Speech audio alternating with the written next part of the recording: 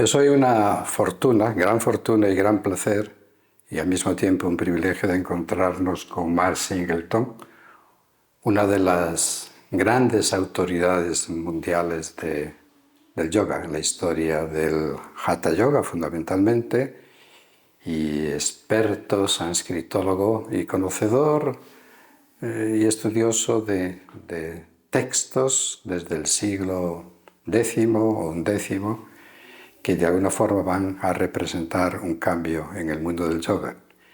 Aquí tenemos varias de sus publicaciones, entre ellos este libro en español, El cuerpo del yoga, los orígenes de la práctica postural moderna, o The Roots of Yoga, Raíces del Yoga, que próximamente también será publicado en español, y asimismo otros títulos. Mark, buenas tardes. Es un placer que conversemos muy brevemente. ¿Cuáles son realmente las raíces del yoga? Hay muchas raíces. El árbol de yoga es muy amplio, muy grande y está creciendo desde muchos años ya. Entonces vemos este término yoga por primera vez en el contexto de la religión en la India, más o menos hace 2500 años, con la época del Buda. Y también vemos en la Mahabharata, el épico sí. de la India, vemos que hay desde este momento algo que reconocemos como el yoga. Y en el base el yoga es la meditación de un punto de vista, y después es un cuerpo de métodos físicos y mentales para transformar o trascender la condición humana, para decirlo en pocas palabras. Sin embargo, en algunos de tus libros, y fundamentalmente el yoga postural moderno, vemos que haces un estudio muy profundo cómo el yoga va siendo innovado, va evolucionando fundamentalmente desde Swami Vivekananda hasta nuestros días. ¿Cómo contemplas esa evolución de un yoga, digamos, más tradicional y más clásico, y cómo poco a poco el yoga va penetrando en Occidente fundamentalmente, y hoy en día, en la actualidad, pues vemos que el yoga destaca sobre todo por ser un yoga postural, donde fundamentalmente las asanas y distintos sistemas o modelos o estilos denominados de Hatha Yoga, ¿no? ¿Cómo contemplas tú esa evolución yógica, desde un aspecto tradicional, digamos, hasta la actualidad? Diría que el yoga siempre ha sido evolucionándose, y lo vemos a través de la historia, bueno, antes de nuestro tiempo moderno, decimos que siempre ha cambiado poco a poco, pero sí que ha cambiado, y hay momentos en que cambia mucho. Por ejemplo, la revolución del Hatha Yoga, que ha cambiado la forma y aún el propósito de las prácticas, como las posturas, que ha promovido otras prácticas como las mudras que no estaban antes. Entonces vemos esta evolución todo lo largo de la historia del yoga, pero cuando llegamos a este periodo en que decimos la época colonialista, vemos que las cosas cambian mucho más, porque se enfrentan mucho más variedad de ideas, de prácticas, de técnicas, y es así que, y tecnologías también, como la fotografía, como imprimir cosas, Así que el yoga ha podido difundirse de manera mucho más rápido y de mucho más formas. Vemos hoy en día el Internet, pero para antes las fotos que no tenía antes esta oportunidad de ver cómo hacer el yoga a través de las imágenes o muy poco en los manuscritos. O más bien habría que ir fundamentalmente a India y estar con un maestro y directamente que te enseñase, ¿no? Sí, sí. Y los textos son todos muy claros que el yoga no se podía hacer sin maestro. Pero bueno, estamos en esta situación en que este vínculo entre una linaje, se dice, del yoga y una serie de maestros y el alumno ha sido desvinculado, ¿no? y podemos comprar libros, ver vídeos y hacer yoga tal cual decimos. Así que tiene una vida más fluida, más libre de la tradición hoy en día el yoga que antes, eso es seguro. Sí.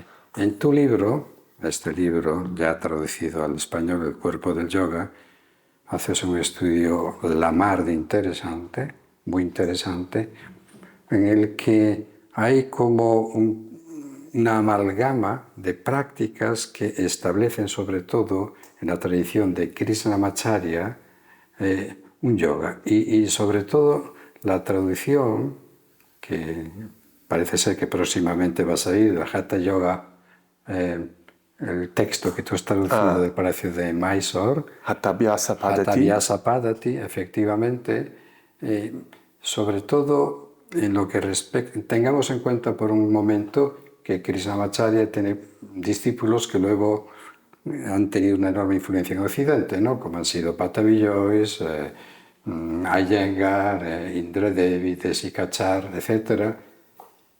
Pero en la práctica del Ashtanga Yoga, el yoga vigoroso, el yoga dinámico, ¿qué hay con respecto al yoga Corunta? Porque en ese texto que, como he dicho, tú has traducido del sánscrito, Hatha Vyasa Padati, es un manual que aparece en el Palacio de Mysore, tú indicas, tú sugieres o aseguras que parte de esos métodos que han enseñado provienen de ese, digamos, manual que en ese palacio se encuentra, ¿no?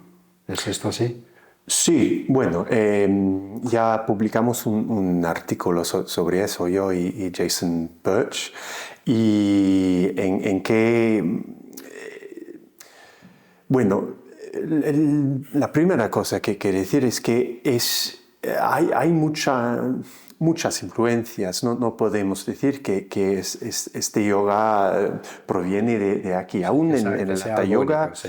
Es una mezcla de muchas influencias.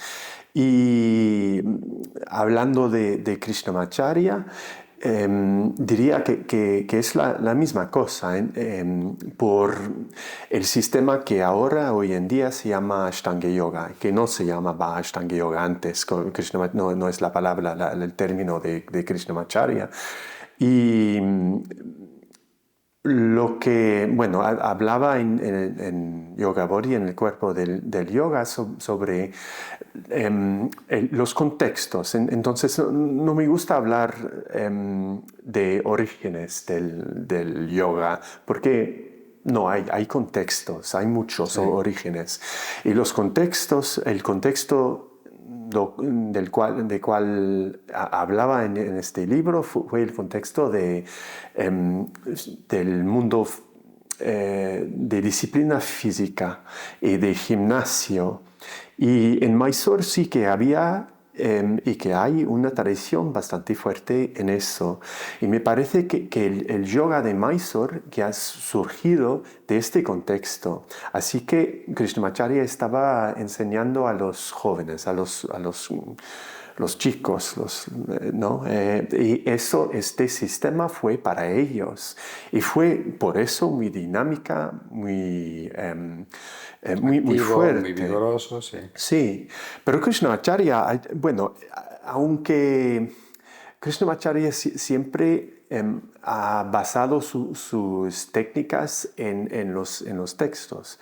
Y uno de los textos que mencionaba fue la Yoga Kurunta.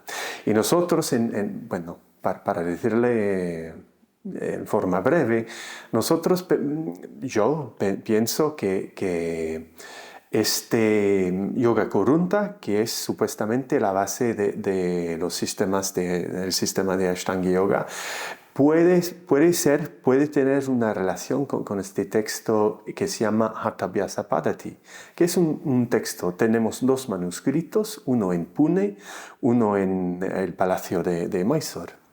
Entonces no hay muchos ejemplos, pero por primera vez que parece presentar series de asanas. Y aunque sea muy diferente de Ashtanga Yoga, no es igual, no puede decir que es igual al Ashtanga Yoga. Puede ser que este texto ha dado una base para Krishnamacharya, una autoridad para experimentar con series de asanas que no encontramos en los textos antes de este momento, salvo en el Hathabhyasa Paddhati. Entonces es un vínculo bastante evidente, ¿no? No sé, evidente no sé. Es que el autor de este Hathabhyasa Paddhati se llama Kapala Koruntaka.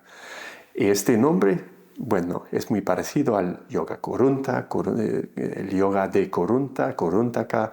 Así que puede ser que eso fue un fuente para Krishnamacharya en los años 30, cuando desarrollaba este sistema dinámica de Ashtanga Yoga. Ajá, interesante, porque todos estos grandes, digamos, gurús o maestros que inician esa revolución, como tú lo has definido hoy precisamente en el seminario que hemos tenido aquí en Vigo, tan interesante por otro lado y tan fascinante, las raíces del yoga, digo que estos gurús de la época como Swami Kuvalayananda, Swami Shivananda, y hoy en día de alguna forma se medicaliza, entre comillas, el yoga como un elemento de cercanía con la medicina mente-cuerpo, puesto que muchas de sus prácticas van en favor del bienestar del cuerpo y de la mente, ¿cierto? Entonces, desde esta perspectiva, ¿cómo ves tú la práctica moderna, la práctica actual, con tantos sistemas, tantos métodos de yoga, un yoga estable, estático, un yoga vigoroso, un Ashtanga Vinyasa, Power Yoga, Vinyasa Flow, etcétera, tantas denominaciones que da la sensación que los yogas son muchos? Sí. Bueno, los yogas hoy en día son muchos, ¿no? Y eso me parece que es un efecto de la presión del mercado del yoga, ¿no? Del sistema en que, bueno, el yoga se enseña dentro de un mundo capitalista. Decimos que estamos, si estoy un profe de yoga, tengo que vender algo nuevo. Así que eso me parece una impulsión bastante fuerte para que cada año hay otro yoga, como otra ropa, ¿no? Sí. Pero bueno, diría aunque haya mucha variedad en las tradiciones del yoga, como hemos visto hoy también hay una estabilidad en el yoga dentro del India, un consenso, ¿se dice? Consenso, sí. Consenso de qué es el yoga. Al base es la Hatha Yoga, que fue después de su nacimiento, decimos en el siglo XI, o alrededor de ahí, ha sido como ha ganado, si puedo decir así, que el Hatha Yoga ha sido aceptado en la India como el método de cómo practicar el yoga. Así que hoy en día va cambiando más, pero eso me parece que es un efecto de donde estamos en la globalización y es este mundo. Sí, y depende de la sociedad donde se inserte, pues así la sociedad va acogiendo o modificando o cambiando pequeños detalles, ¿no? Sí, sí. Y hay una curiosidad que yo tengo. Vosotros, en el famoso Hatha Yoga Project, que ha finalizado no hace mucho tiempo, contigo, con Jim Allinson, con Jason Birch y Daniela, Daniela Bevilacqua, sí. efectivamente habéis hecho unas traducciones de yogas, de textos de yoga, del sánscrito, en este caso al inglés. Hay una curiosidad. Parece ser que habéis realizado, digamos, estas traducciones de textos del siglo XI, más o menos. Parece ser que estos primeros son de naturaleza budista y no hay asanas, pero sí técnicas y métodos que tienen que ver con el pranayama fundamentalmente y con las bandas, ¿no? Mudra, sí, mudra banda, que son Mudras, iguales, sí. efectivamente. Cuando pues comienza a aparecer algunas asanas, que no son muchas, ¿y en qué textos? Porque ahí aparece el Amrita Siddhi, ¿no? El Vivekamartanda, Gorashashataka, etcétera, hasta nuestros días. Eso por un lado. Y por otro lado tengo también la curiosidad de saber que, bien, antes de que surja la escritura textual en textos sánscritos, ¿acaso no hay tradiciones o sampradayas que van trasladando el conocimiento oralmente y no textual? Por lo tanto, no hay ahí una leve contradicción. Es decir, la práctica del yoga, Hatha Yoga, comienza a partir del siglo XI porque aparece en tal o cual texto. Previamente hay otras prácticas, aun cuando no aparezcan en textos, Sí. Y sean de otra naturaleza, más oral. Sí. Bueno, nosotros leímos los textos porque son un recurso estable y fijable sobre cuando aparecen otras ideas o otras técnicas.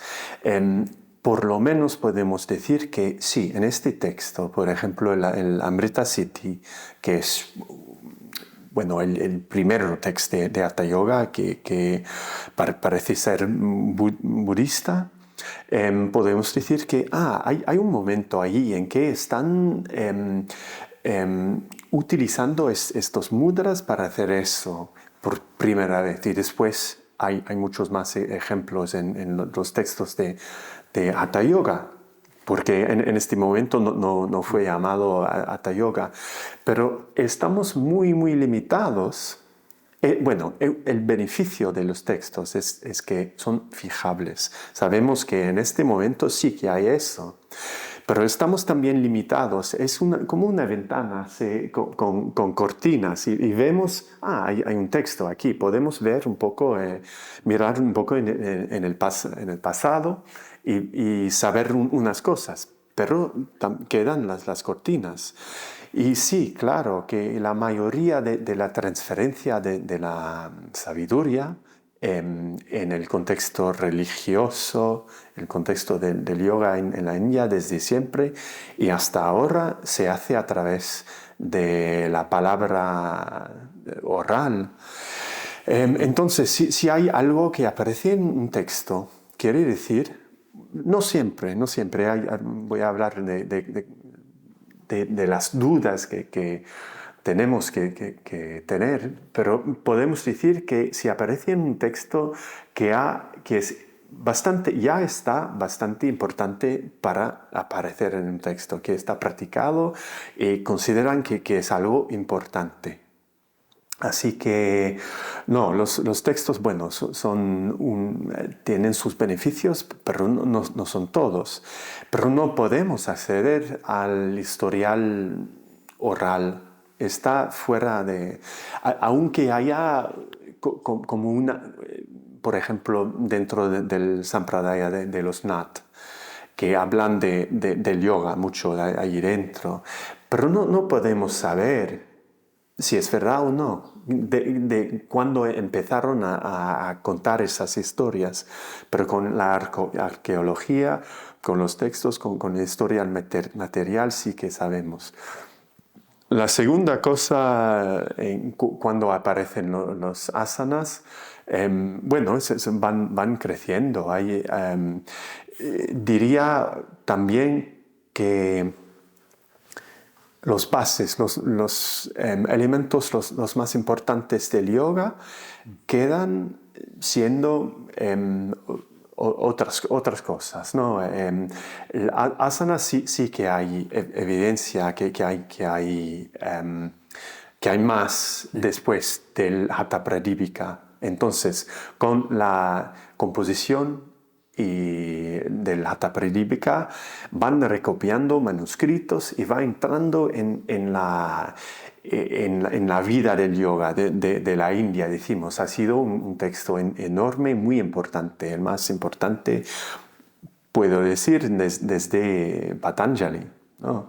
Y a base de eso, de que el Hatha Yoga está aceptado en la sociedad védico hindú y que está absorbido en eso. Vemos que se desarrolla las asanas, los conocimientos sobre el yoga, el hatha yoga, aún los métodos de purificación del cuerpo, y van cambiando las ideas. Entonces, por primera vez en el siglo XVII vemos listas completas de 84 asanas y más. Y eso, otro texto que hemos visto,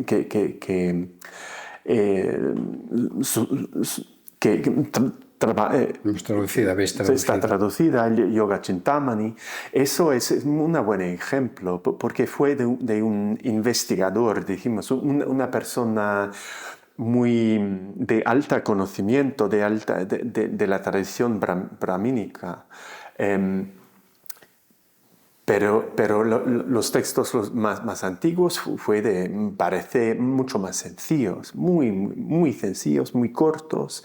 Gorakshashataka, por ejemplo, Amrita, ¿sabes? Son muy cortos. Entonces hay textos que van ampliándose en esta tradición de comentarios de brahmínico. Es ahí dentro que vemos esta proliferación de los asanas, como este Yoga Chintamani, por ejemplo. Alguien desde Sudamérica me había preguntado que te trasladase a ti la pregunta, y lo hago con mucho gusto. El yoga que Swami Shivananda, o Shivananda Yoga, o estilo Rishikesh, o ese grupo de posturas que Swami Shivananda enseñaba y que luego Swami Vishnu enseñaba y que luego Swami Satchidananda, incluso Swami Chidananda, dentro de esa tradición de Shivananda enseñaba, es algo que Swami Shivananda lo construye, lo genera, lo produce, o ese contacto que hay entre Yogendra, Swami Kuvalayananda o Swami Shivananda, o es algo ajeno a todo esto. No, bueno, como siempre me parece que la respuesta es complicada. Me parece que sí, que estaba abierto a todas estas influencias y fue un Swami muy moderno. Pero también le interesaba mucho la tradición, claro que sí, como todos, como Kuvalayananda, como Yogendra, como todos, no estaban inventando cosas para inventar, ¿no? Pero también también el asunto es el contexto en que están creando sus sistemas, su pensamiento y tal. Entonces, Swami Shivananda es una persona muy complicada en este respecto. Hay un libro sobre todo eso de Sarah Strauss, del año 2005, creo. Pero bueno, mi colega Jason ha escrito un capítulo en nuestro nuevo libro que hemos editado yo y Daniela Bevilacqua, donde él piensa que unos del sistema de los asanas de Shivananda proviene de un grupo de asanas que se vean en textos del sur de la India. Así que hay eso también. Están prestando cosas de los textos y haciendo como una revolución en los asanas. Diría sí que también que Surya Namaskar es algo más reciente, que también Shivananda ¿Cuándo surge añade. Surya Namaskar? Porque hay contradicciones al respecto, ¿no? Quiero decir dentro del yoga, Sí. que identificar el Surya Namaskar como yoga es una cosa nueva, sin hablar de la antigüedad o de la modernidad del Surya Namaskar, pero es para decir que las cosas van cambiando de categoría, de contexto. Y por último, Mark, en el seminario que hemos tenido has hablado de yoga y tecnología. Parece ser que es tu último libro, un libro que estás escribiendo, y las explicaciones que has dado con respecto a la tecnología moderna aplicada en el yoga o con el yoga, pues me parecen altamente interesantes. ¿Podrías comentar algo con respecto a este libro, por último, que estás desarrollando? Sí, bueno, hay dos fases, decimos. He empezado cuando daba enseñanzas, talleres en Silicon Valley, en Palo Alto, porque vivía en los Estados Unidos y iba allá de vez en cuando, 2 o 3 veces al año, durante muchos años, para enseñar. He visto allá como algo que me interesaba, que fue que la gente estaba muy interesado en cómo la tecnología puede ayudar a la práctica. Entonces, la ropa smart, los smart pants, los pantalones, ¿no? con sensores que dan vibraciones para cambiar tu postura. Y también cascos de EEG para ver Ondas cerebrales. ondas cerebrales y para ver si hacía bien tu meditación hoy o no. Entonces toda esa cultura fue muy fuerte, aún hace cuántos años, 8 años, y hoy en día sí que es mucho más fuerte. Entonces, de un lado eso, tecnología y cómo se incorpora en la vida de un practicante de yoga, y de otro lado, bueno, preguntas filosóficas, decimos, de ¿qué pasa? Aún no sé si es posible, pero la gente piensa y habla de esta manera dentro de un movimiento que se llama transhumanismo, que es bien conocido hoy, ¿no? Entonces, el yoga es una forma de transhumanismo, de sobresaltar el limitado del cuerpo, los límites de la mente, los límites de la condición humana. Bueno, mirando en la tradición, sí, eso es el yoga. Entonces, ¿en qué podemos hablar de un yoga transhumanista y qué problemas hay a nivel filosófico? Bueno, la pregunta es a qué punto el yoga es puede estar considerado como una forma de transhumanismo, una forma de transformarse, de sobrepasarse de sus limitaciones físicas, porque se ven, hay muchos ejemplos dentro de la tradición. Y aún, ¿a qué punto podemos entrar en un yoga mecánico, decimos?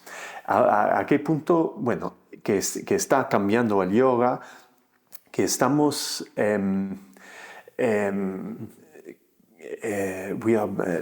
que estamos entrando en un punto en la historia en que el humano tal que conocemos está cambiando muy rápido en frente de la tecnología. Entonces mi pregunta, mi investigación es ¿cómo cambia el yoga? ¿Qué sentido tiene el yoga dentro de este contexto? Claro, y aquí tenemos la inteligencia artificial que cada vez avanza rapidísimamente también, ¿no? Sí, exactamente. Y de un punto de vista, el yoga siempre ha sido así, ¿no? El humano no importa, lo que importa es el espiritual, de un punto de vista. Así que, bueno, hay contradicciones, hay problemas, pero es un mundo... el yoga entra, me parece, en una fase muy interesante en relación con la tecnología. Tecnología actual. Bien, estaríamos hablando con Mark durante horas, con toda seguridad, puesto que es como un pozo de sabiduría y de conocimiento. Así lo ha mostrado hoy en el seminario que hemos tenido sobre las raíces del yoga, donde nos ha hablado de la historia del yoga, de distintos maestros, de formas de yoga, de maneras de hatha yoga, de textos, de meditación, y ha sido un verdadero lujo, ni más ni menos, contar con la presencia de Mark, a quien, Mark, agradezco enormemente tu generosidad y que hayas estado con nosotros y realmente agradecerte tu presencia aquí en Vigo con nosotros. Muchas gracias, Mark. Muchas gracias, ha sido un placer. Gracias.